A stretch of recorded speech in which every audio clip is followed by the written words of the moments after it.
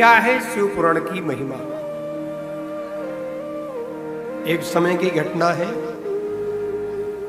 सूत जी का आगमन हुआ और सौनक ऋषियों ने देखा। अच्छा, सूत जी कौन है? आदरणीय वेद व्यास भगवान के शिष्य का नाम है सूत जी महाराज। अब लोग सूत जी की कई व्याख्या करते हैं, लेकिन जो ये सूत जी है, इनकी व्याख्या वो नहीं है। इनकी व्याख्या तो ये है कि अग्नि का जब कुंड तैयार किया जाता है, हवन करने को ऋषि बैठे थे, तो अग्नि में एक सूत नामक भाग होता है कुंड में। उस सूत नामक भाग से इनका प्राकट हुआ है, इसलिए इनका नाम सूत है। ये दुजाति नहीं है, अन्य जातियों में इनका जन्म नहीं हुआ। बहुत से लोग कहते हैं माँ कहीं की, पिता कहीं, इसलिए इनका नाम सूत रख दिया। वो कर्ण वाली बात अलग है, ये सूत जी अलग है, अयोनिज है। इनका जन्म किसी मां के उदर में जाकर नहीं हुआ, अग्नि कुंड के सूत नामक भाग से इनका प्राकट हुआ। ऐसे आदरणीय वेद व्यास भगवान के शिष्य का नाम है सूत जी महाराज। अब सूत जी आए तो सूत जी को सौनक ऋषियों ने देखा और एक आसन पर बिठाया, निवेदन किया, क्या हम कुछ सुनना चाहते हैं? क्या सुनना चाहते हैं? श्री सौनक ऋषि कह रहे हैं कि हे सूत महाप्राज्ञो सर्व सिद्धांत विप्रभो, आख्यायि में कथा सारम पुराणानाम विशेषता। कि आख्यायि में कथा सारम पुराणानाम विशेषता। आज सौनक ऋषि क्या करें सूत जी से? ये शिव महापुराण के महात्म का पहला श्लोक है। हे सूत महाप्राज्ञो, प्राज्ञ माने ज्ञानी, प्राज्ञ माने आप ज्ञानी हैं। और कैसे ज्ञानी? महाप्राज्ञ, आप महान ज्ञानी। हे सूत महाप्राज्ञ, आप महान ज्ञानी हैं। सर्व सिद्धांत विप्रभु, आप सभी सिद्धांतों को जानने वाले हैं। हम आपसे निवेदन करते हैं, क्या आख्यायी में कथा सारम, हम कथा सुनना चाहते हैं। तो सूत जी ने कहा कि आप और कथा, आप तो रात दिन भजन करते हैं, भगवान की सेवा में रहते, आपके जीवन में कौन सा ऐसा संकट है? तो ऋषि सौनक बोले, हम कथा नहीं सुनना, हम कथा का सार सुनना चाहते। यही बात भागवत में भी कही ऋषियों ने सूत जी से कि आख्यायि में कथा सारम, हम कथा का सार सुनना चाहते। तो भागवत क्या कहती है कि सूताख्यायि कथा सारम मम कर्ण रसायनम। वहां ऋषि क्या कहते हैं सूत जी से कि सूताख्यायि कथा सारम मम कर्ण रसायनम। ऐसी कथा सुनाओ महाराज, कथा का सार सुना दो। रसायनम शब्द का प्रयोग देखिए भागवत में और यहां भी देखिए, दोनों में क्या गजब का प्रयोग है। यह है विद्वानों की शब्दावली। और वेद व्यास तो साक्षात भगवान का ही मूर्तिमान स्वरूप है, उन्हीं का अवतार है।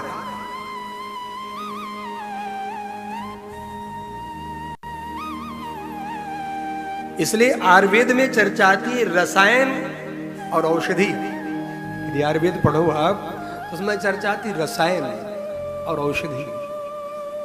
दो औषधि मालूम है किससे देते हैं? जिसको कोई बीमारी लग जाए, औषधि माने दवा, कोई बीमारी है तो उसको औषधि दे दी।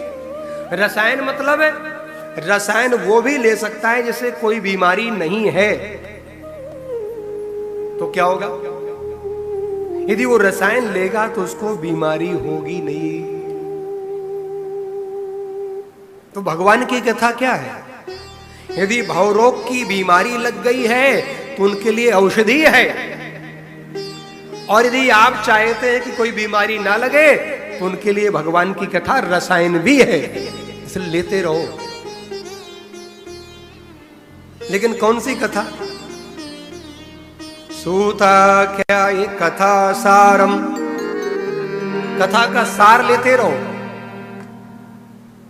सार समझते ना? सूप होता ना, सूप गेहूं साफ करती ना माताएं सूप से। सार सार को गहरे तो थोथा दे उड़ाए। जीवन में कथा का सार समझना, ये बात ऋषि कह रहे हैं। हम कल्याण कैसे चाहते हैं? हमारी मानसिकता क्या है? तो आप जानते हो हमारी आपकी मानसिकता क्या है? हम कथा के सार को कितना पकड़ते हैं, ये बहुत मूल्यवान है। क्यों? ऋषि कह रहे हैं कि जीवाश्च सुरतां प्राप्ताः प्राये घोरे कलाविहो तत्संशोधने किम ही विद्यते परमायनम्। जीवाश्च सुरतां प्राप्ताः, क्यों? क्योंकि आजकल के जीवों में, विशेषकर कलयुग के जीवों में आसुरी भाव बढ़ रहा है। आसुरी भाव, तमोगुणी। रामचरितमानस उत्तरकांड में बाबा लिखते हैं तामस बहुत रजोगुण थोड़ा। सतोगुण, रजोगुण, तमोगुण 3 है। तो गोस्वामी ने चित्रण किया कि तामस बहुत रजोगुण थोड़ा, तो कल प्रभाव विरोध चहुरा। कलयुग में विरोध क्यों होता है? क्योंकि तामसी वृत्ति बढ़ती जा रही है, तमोगुणी वृत्ति बढ़ती जा रही है। सतोगुणी तो है ही नहीं, और रजोगुण कभी कभार आ गया तो आ गया, तमोगुणी ही है। अच्छा, अच्छी बात कहो तब भी बुरी लगती लोगों को, विडंबना है। अब क्या कहें और क्या ना कहें ये भी सोचना पड़ता है। यदि उसके मतलब की बात नहीं है, जरा सा आपने समझाया कि ये कार्य ठीक नहीं है, उसके मतलब की है तो सब ठीक है, और भगवान भी ठीक है, मंदिर भी ठीक है, और पंडा पुजारी ब्राह्मण देवता संत सभी ठीक, उसके मतलब की नहीं, सब बेकार, ये सब पाखंड है। उसके मतलब की हो जाए तो फिर उससे बढ़िया कुछ नहीं। जीवाश्चा सुरताम प्राप्ता प्राये घोरे कलौविह। कलयुग में लोग आसुरी वृत्ति में चले जा रहे हैं। आज सोनक ऋषि सूत जी से कह रहे हैं, हम चाहते हैं, क्या चाहते हैं हे सूत जी, कि मनुष्य आसुरी वृत्ति को छोड़ करके और उसके अंदर देवत्व का आधान हो जाए। तत्साधने नाशो शुद्ध्यात्मा विशेषता असु प्राप्तिर्भवेत्ता तो सदा निर्मल चेतसा। क्या बात है, क्या सुंदर बात है। सदा निर्मल चेतसा। ऋषियों ने कहा सूत जी से हम इसलिए कथा सुनना चाहते हैं कि जीवों का आसुरी भाव मिट जाए और उनके जीवन में देवत्व का आधान हो जाए, और इतना नहीं, उनका मन भगवान की भक्ति में लग जाए, शिव जी की उपासना में लग जाए, और उनका मन निर्मल हो जाए। सदा निर्मल चेतसा, यही तो करना है?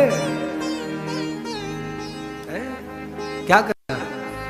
हम शुरू से पढ़ते चले जा रहे, रोज बोलते हैं, बोलते ना सुबह शाम, क्या गोस्वामी जी कहते हैं, निर्मल मन जन सो मोहि पावा।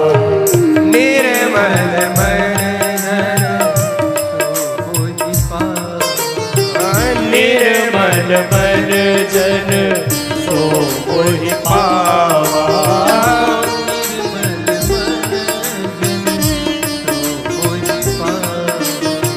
मोहि कपट छल छिद्र न भावा। मोहि कपट छल छिद्र न भावा। मोहि कपट छल छिद्र न भावा।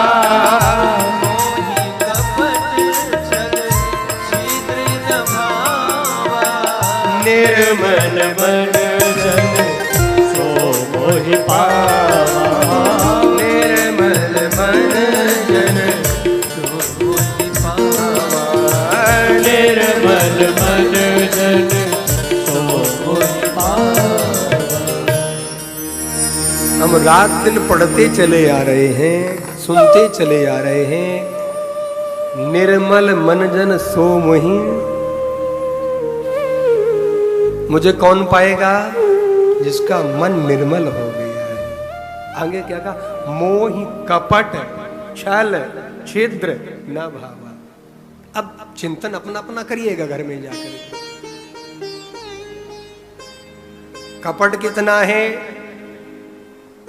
छल कितना है और छिद्र कितने हैं। आज वही बात यहां कही गई, सदा निर्मल चेतसा। ये बात सुनने के बाद सूत जी कह रहे हैं कि धन्यस्तुम मुनि शार्दूलो श्रवण प्रीति लालसा। हे ऋषियों, आप धन्य हैं, आप धन्य हैं, धन्य हैं कि आप भगवान की कथा सुनना चाहते हैं। सूत जी ने शौनक ऋषियों को आज धन्यवाद दिया कि आप प्रभु की कथा सुनना चाहते हैं। अब सूत जी कह रहे हैं, हे ऋषियों, मानव का जीवन कैसा है?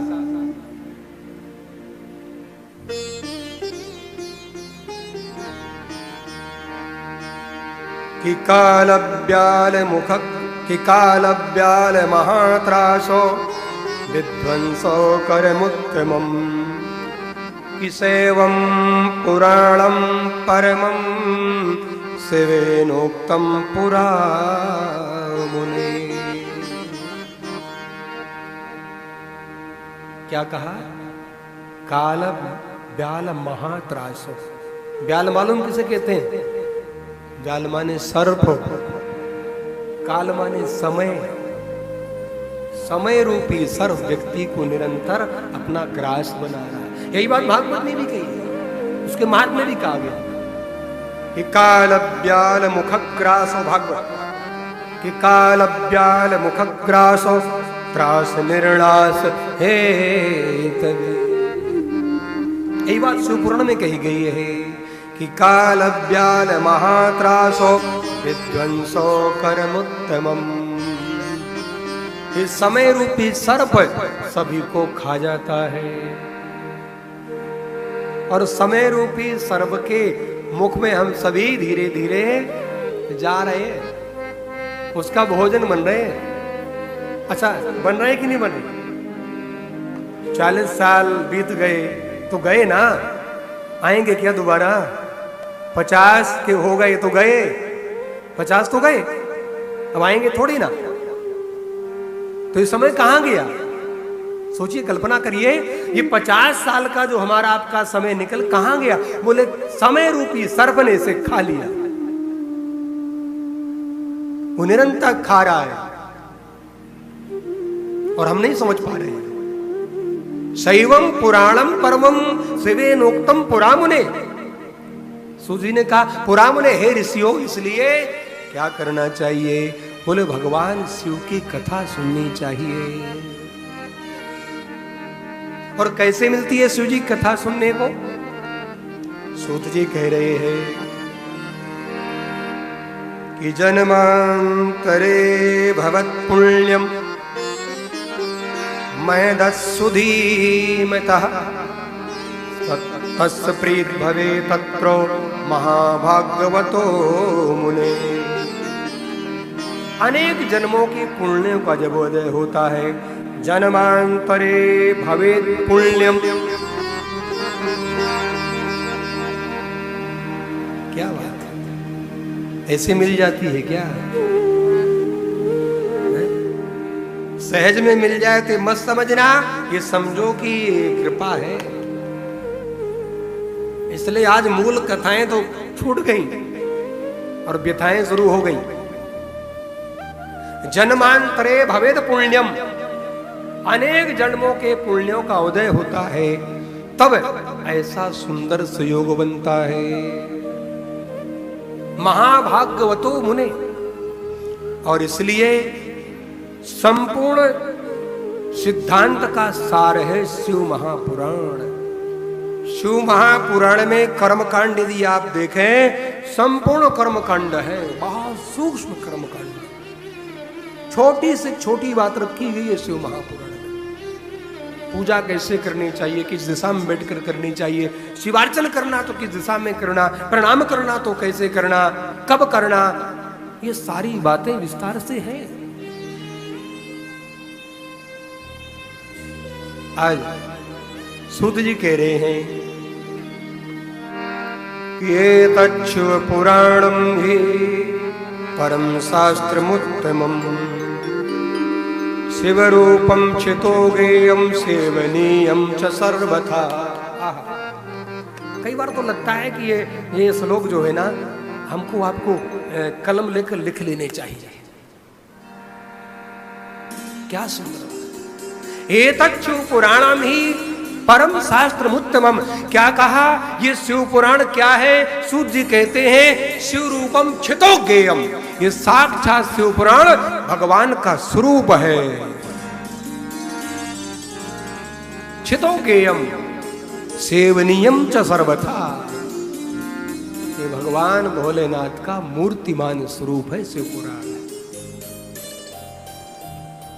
अच्छा, इसको सुनने से क्या होगा? तो सूत जी ने कह दिया, सूत जी कह रहे हैं ये शृण्वन्ति मुने सेवम पुराणम शास्त्रमुत्तमम कि ते मनुष्या न मंतव्या रुद्रा एव न संशयः, रुद्रा एव न संशयः।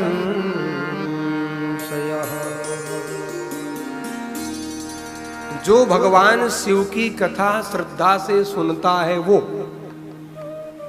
देखो श्रद्धा से नहीं सुनो तो फिर हमें कुछ मत कहना, फिर आप जानो और आपका काम जाने। यदि आपकी कथा में रुचि नहीं है, श्रद्धा नहीं है, तो परिणाम ना आए तो ना तो शंकर जी का दोष ना मेरा दोष। क्यों? यदि आपकी श्रद्धा में खोट है तो जीवन में परिणाम नहीं आएगा। इसलिए श्रद्धा को मजबूत करो। और कह दिया सूत जी ने, जो श्रद्धा पूर्वक कथा सुनते हैं उनको मनुष्य मत मानिएगा। क्या? ते मनुष्या न मंतव्या, वो मनुष्य नहीं है, वो क्या है? जो भगवान शिव की श्रद्धा पूर्वक कथा सुन लेता है वो तो शिव जी का गण हो जाता है। रुद्रा एव न संशयः। अब गण ये मत समझना खाली भूत बाबा गण होते उनके, अरे शिव जी के तो ऐसे से विद्वान महापुरुष गण है जिनकी महिमा वेदों में गाई गई है, तो उसमें भी हो सकते हैं हम। हाँ, उधर मत जाना, इधर ही रखना दिमाग को। ध्यान, रुद्रा एव न संशयः इसलिए श्रद्धा पूर्वक सुनिए, समर्पण से सुनिए, क्योंकि जीवन में जब तक है तो घर गृहस्थी के काम भी बने रहेंगे, झगड़ा भी बना रहेगा, युद्ध भी होगा, सब कुछ होगा। लेकिन ये समय यदि निकल गया तो 9 दिन बाद फिर खाली ताली बजा करके प्रसाद लेकर भंडारा पाकर चले जाओगे, कुछ मिलेगा नहीं। तो भंडारा ही पाना तो हम कल ही करा देते। कथा सुनो, भगवान का प्रसाद है कथा। रुद्रा एवं न संशयः। और जो भगवान की कथा को सुनता है, आगे देखिए क्या कहा गया, यत् पुण्यम सर्वदानेषु, लिखते जाइए दिमाग में, कि यत् पुण्यम सर्वदानेषु सर्वयज्ञेषु वा मुने शंभो पुराण श्रवणवत् तत्फलम निश्चलम भवेत्। जितने भी दान है, जितने भी, सुबह शाम तक दान की गिनती कर लेना। शिवपुराण में दान बहुत बताए गए, सोने का दान, तिल का दान, चांदी का दान, भूमि का दान, गाय का दान, घी का दान, किस महीने में तिल दान करना, किस महीने में घी करना, किस महीने में सोना चांदी, गज का दान, ये सारे दानों की चर्चा भी शिवपुराण में। तो क्या लिखा है, यत् पुण्यम, जितने भी पुण्य है और जितने भी दान है और जितने भी यज्ञ हैं, संपूर्ण यज्ञ, संपूर्ण दान, संपूर्ण पुण्य, उनका जो फल है वो फल केवल भगवान शंकर की कथा सुनने से प्राप्त हो जाता है। अच्छा बताओ, अरे जोर से बजा लो पड़ोसी के लिए।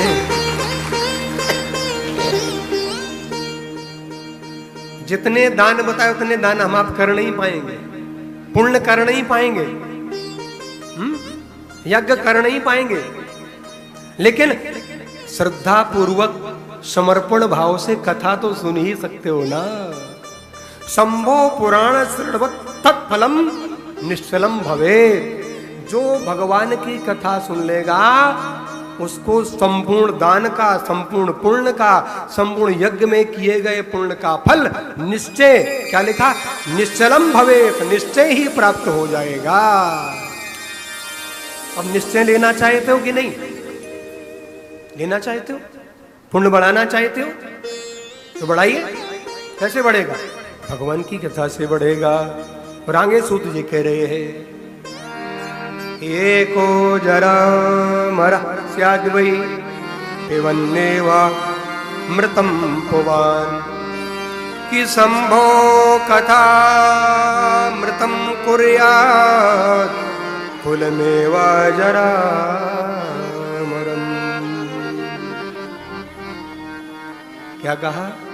जो भगवान की कथा सुन लेगा अजर अमर हो जाएगा। तो लोग तो कहेंगे अस्पताल बंद कर दो, अजर अमर हो जाएंगे, फिर मरेंगे नहीं, फिर जाएंगे नहीं, यहीं रहेंगे। कहाँ? बोले यहीं ठाठ से रहेंगे। फिर तो मरगट सुने, शमशान सुना। अजर अमर होने का मतलब क्या है? आत्म स्वरूप का ज्ञान हो जाए, आत्मा में परमात्मा का,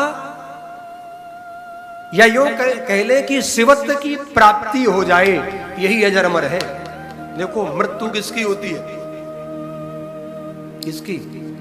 बार वाले ढांचे की। ये 6 फुट का जो दिख रहा है ये मरता और यही जन्म लेता।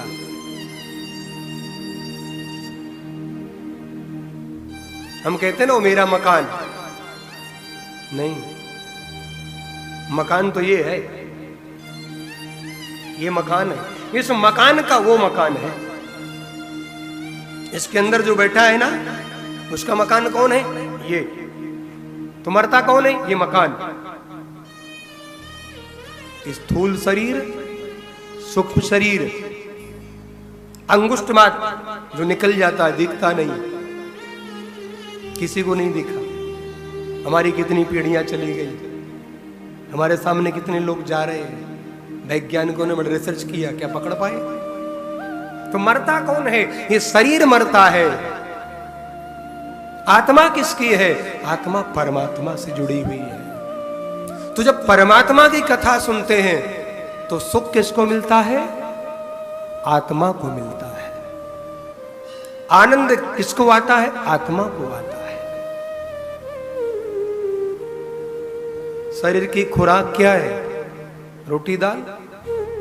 और मन की खुराक क्या है? कथा। हम शरीर को खुराक तो दे रहे हैं दिन में 3 बार, और मन की खुराक नहीं ले रहे हैं, इसलिए मन कमजोर हो जाता है। व्यक्ति मन से बेचैन हो जाता है, व्यक्ति मन से जल्दी विचलित हो जाता है। तो भैया शरीर की खुराक के साथ साथ मन को भी सुंदर विटामिन दीजिए ना। शरीर को हम विटामिन देते हैं ना, ये विटामिन, ये विटामिन, ये विटामिन, डॉक्टर भी लिख कर देता है ये विटामिन लो।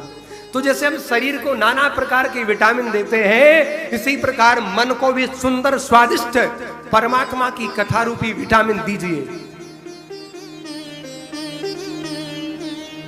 और यही अजर अमर होना है। इसलिए सूत जी कह रहे हैं, सदा शिव्या सदा शिव्या सदा शिव्या विशेषता किए तच्छु पुराण से कथा परम पावनी। एक एक श्लोक का अर्थ करे ना तो महीनों लग जाए, कई महीनों, 6 महीना भी कम पड़ जाएंगे। 24,000 श्लोक हैं। क्या सुंदर बात कही, सदा सेव्या सदा सेव्या सदा सेव्या विशेषतः। निरंतर कथा सुनो, निरंतर। और इसी बात को भागवत में चले जाए तो वहां भी कहा गया कि सदा सेव्या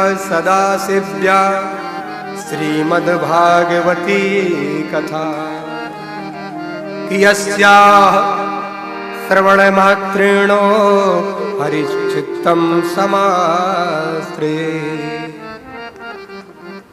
भगवान की कथा निरंतर सुनो। सूत जी कह रहे हैं, एतच्छु पुराणस्य कथा परम पावनी। कैसी ये कथा? बोले परम पावनी। ये कथा कैसी है? बोले परम पावन है। भगवान की कथा सभी के लिए है, न इसमें कोई छोटा है, ना कोई बड़ा है, ना कोई अमीर है, ना गरीब है, ना कोई बुद्धिमान, ना कोई अनपढ़, ना कोई गवार। जो भी है इस दरबार में जो आएगा, इस सब के लिए खुला दरबार है। जो आएगा वही पाएगा। याद रखिए, भगवान के दरबार में कोई रोक टोक नहीं होती है। कोई भी जाए भगवान को जल चढ़ाए, प्रणाम करे, बाबा रोकते थोड़ी ना है। ऐसे भगवान की कथा है।